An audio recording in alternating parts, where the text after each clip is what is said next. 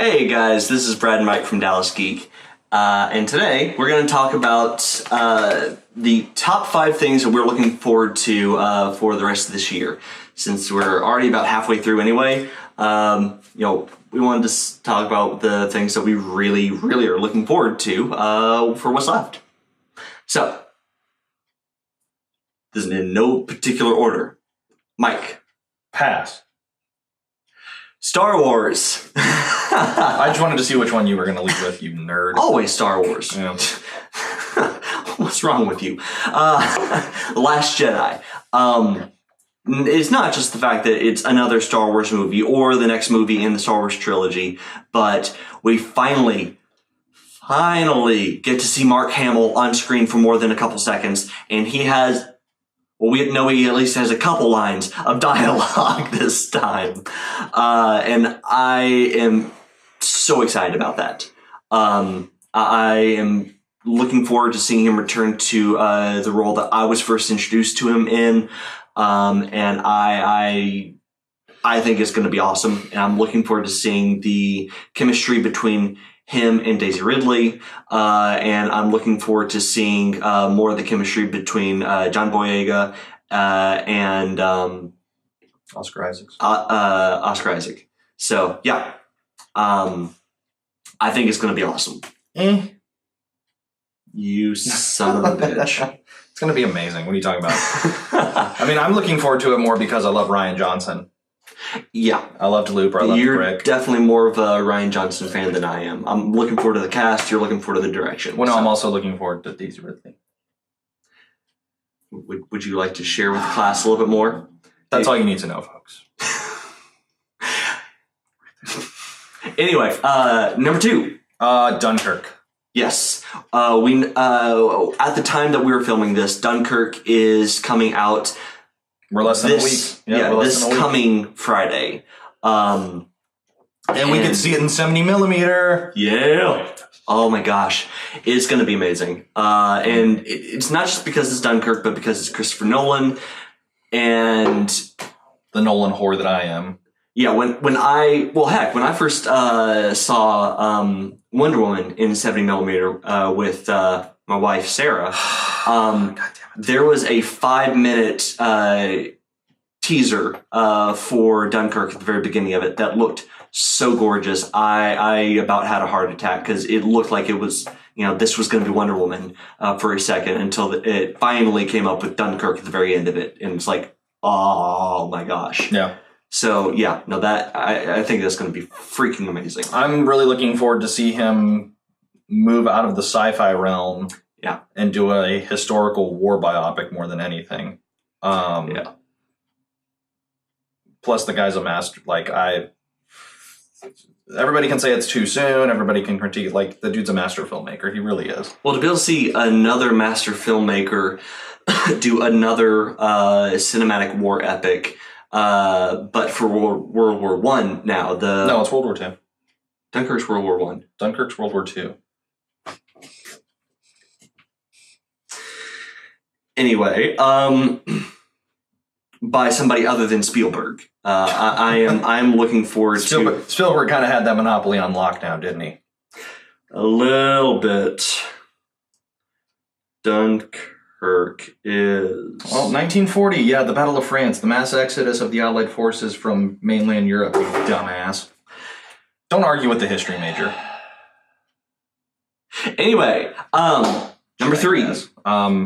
Well, before we go on to number 3, Christopher Nolan, please make a James Bond movie, like the rumors say. Oh my God.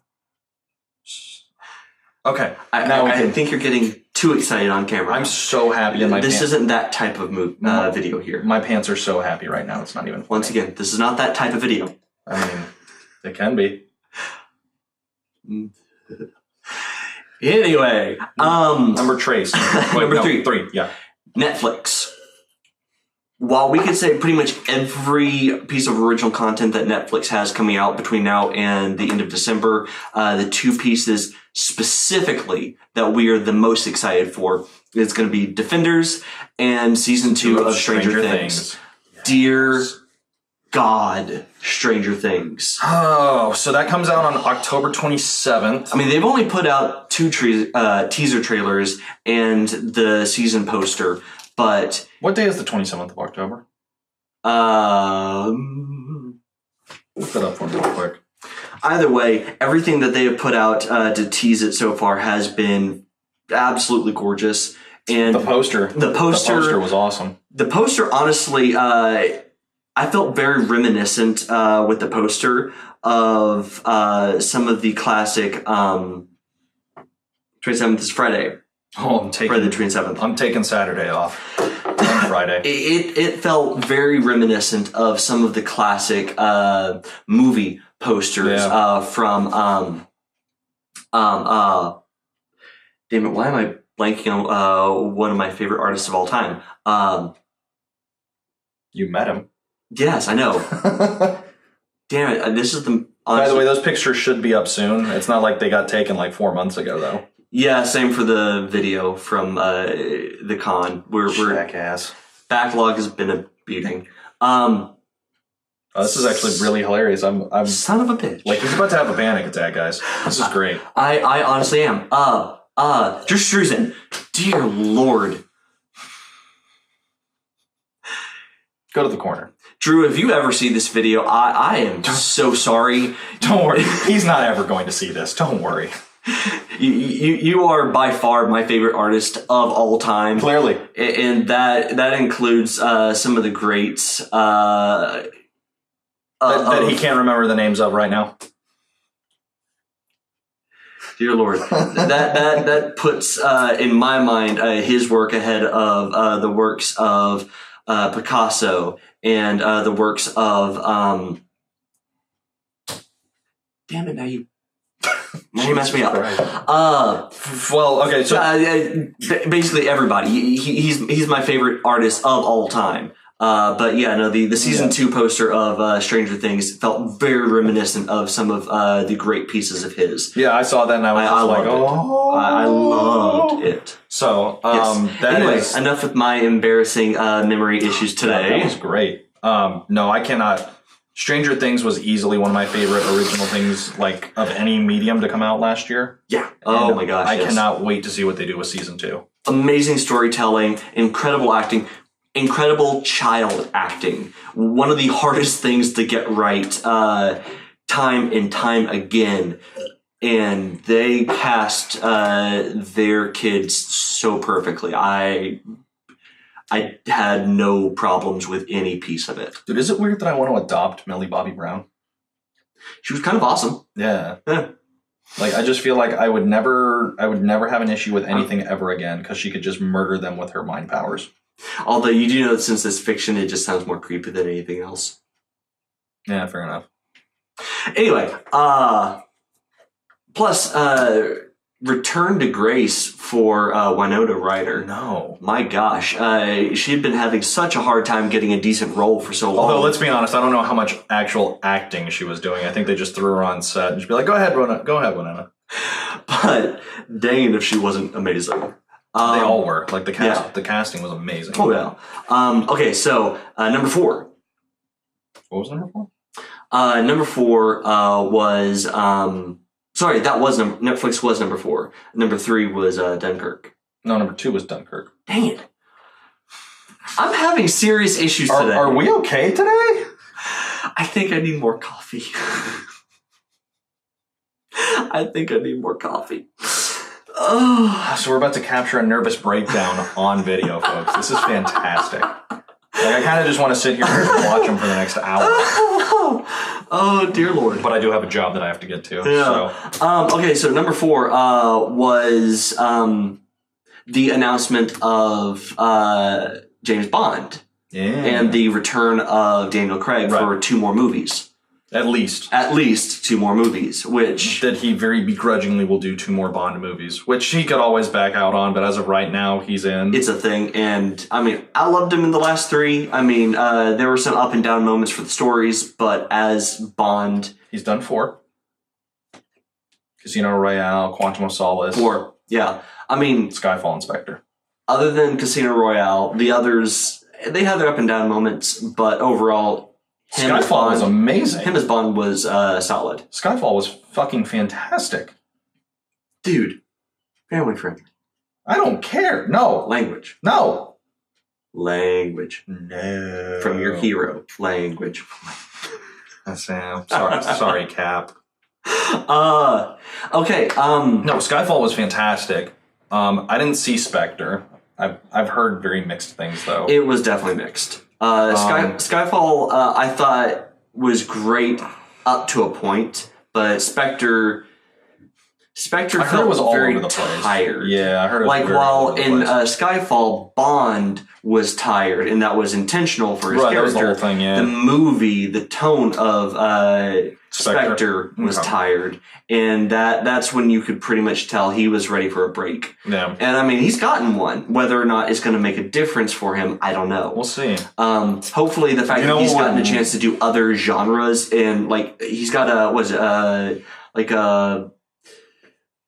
comedy, like a robbery comedy thing coming out where he gets to do this weird Southern accent. Oh yeah, the new Soderbergh movie. Yeah. I mean, hopefully that's going to give him enough opportunity to stray from the action genre that he'll feel a bit more refreshed when he comes back. Yeah. I hope. You know what would really help refresh him and the series? Christopher Nolan doing the next one. So that's number 4. And number 5. I'm going to call an audible here. Because we had a number 5, but I'm going to go with a different one. What was our number 5? Just so that they know what the difference is going to be here. Do you remember what number 5 was? Dude, we're not going to go back to my problems today. What do you think number 5 was? I don't even remember, to be honest with you. At least know what's your audible. Kingsman. Okay, yeah. Loved the first one. Love Matthew Vaughn. And if you heard that, that's just my wife getting back. He's not married. Don't listen to him. Nobody loves him. You're gonna have to stop wearing that thing. People are actually gonna start believing that you have a wife. Wow, son. Wow. No, so for me, if they don't think I have a wife, they're gonna think we're married, and that's a whole different set of problems. I mean, there's no ring on this finger, so until you put one on there, you don't have to worry. And I mean problems for me, not not in general. Problems for me. I loved the first Kingsman. First Kingsman was a very surprisingly huge Matthew hit. Vaughn did a freaking amazing job with it. Yeah, absolutely. Wrote and directed it. The entire cast was perfect. Taron Egerton, Colin Firth. Colin Firth was the most surprising part of that whole thing. The fact that he was able to do action as well as he did, when I know him so much for more dramatic and subdued roles, to see him in that role. See, for me, the big surprise for one was Samuel L. Jackson playing. Really, a crazy villain. That's the part that's that was. Well, no, surprising. it wasn't that. It was the fact that he had out of every role. He's Snakes on a Plane, Spirit. I actually loved the Spirit. Actually, no, it was the way he played him. That very he had the really heavy lisp. Are you really saying that the lisp is what put him over the edge? Well, no, not only that. It was the fact that he was super squeamish, so he couldn't actually kill anybody. That was the most brilliant thing I have ever seen. Dude, for me, having him just kind of be on edge with his sanity is almost par for the course with his roles now. Right, but that's what I'm saying. Like, whenever somebody would get killed, he would almost throw up and start freaking out. Like, spoiler alerts, when he shoots somebody himself and then proceeds to throw up. Immediately afterward. That is one of the greatest things I've ever seen. Especially coming from Sam Jackson, because he murders everybody when he's in a movie. Oh, sure. Yeah. But no. Because, yes, they deserve to die, and I hope they burn in hell. I mean, yeah, no, I never have a problem with Sam Jackson. I think he is just an amazing actor, even when he's doing the most ridiculous roles. But the story was like a very over-the-top James Bond-y. Yep. Just with way more cursing and way more violence. Well, I mean, Matthew Vaughn said from the very beginning that he wanted the movie to be a love letter to the classic James Bond. Yeah. So, and he's coming back, and we're doing it in America. With The Statesman. Well, no, what was he? You had and the cast for this one's ridiculous. You had Channing Tatum. Right. Wasn't Halle Berry? Halle Berry, Julianne Moore, Jeff Bridges. I mean, you already have some actors that have already had such varied hit and miss performances that they could easily go intentionally comedic or intentionally over the top to make their performances ridiculously bad that fits the tone of the movie. Which is what the first one was. Yeah, so it would almost make it more appropriate that you have those exact actors because you know they can go so over the top, it's just nuts. So that's when they announced that they were doing Golden Circle, and then when I saw the trailer, I was like, finally. This is okay. I will definitely agree with you. Like, this has been way up on my list of like sequels that I've wanted and movies that I've needed to see for a while. I remember what the original number 5 was. What's that? Comics. The continuation of the Secret Empire storyline and the for Marvel and the continuing revelation of how Watchmen fit into DC Rebirth. Okay, so this is going to be a top 6, so let's cover that. Okay, so Secret Empire. Because apparently we can. Yeah. So Secret Empire's been building up for a while. Like, they've been building it since Civil War II, and I can't remember whatever the Secret Wars. So after Secret Wars, they planted the seeds for Secret Empire, and this is basically where Captain America has his memories changed, and he's basically been Hydra the whole time. Yep. Even though he wasn't really Hydra the whole time. Yep. So right now we're in the midst of the Captain America-controlled Hydra has basically taken over the entire United States. Yep. We're not sure if it's really Steve Rogers at this point, though, because, spoiler alerts, I'm going to say it anyway because I can. At the end of issue 2, Steve Rogers shows up. Like, completely away from everything. So now there's kind of a, which Steve Rogers is it? Is it the Ultimate Universe Steve Rogers? Since Kubrick was involved in creating this whole alternate reality, and she is the embodiment of the it's not an alternate reality. Remember, it's just his memories have been altered reality. And because she is the physical embodiment of the cosmic cube, and that the powers for the cosmic cube have traditionally been kind of up in the air as to exactly how they work. Yeah. I mean, that already puts so many possible twists and turns into the story to begin with. Right. And then, as for DC Rebirth, we have continued to see reintroductions of old relationships. I love the reintroduction of the relationship between Green Arrow and Black Canary. I loved more than really anything else involved in this the reintroduction of the original Teen Titans as the Titans, and building their relationship back up and so getting their memories. I'll do you one even better. The best thing for me was the return of pre-New 52 Wally West. Yes, which is part of the Titans storyline that just really made it so much better. But then the interaction between the Titans and the Teen Titans and the twist that put on classic Wally West. I'll do you one even better. I won't spoil that one because if you have not gotten to that point in the storyline, you need to. It's worth every second. I'll do you one even better because remember with New 52 everything pre-New 52 was wiped from everybody's memories. Yeah.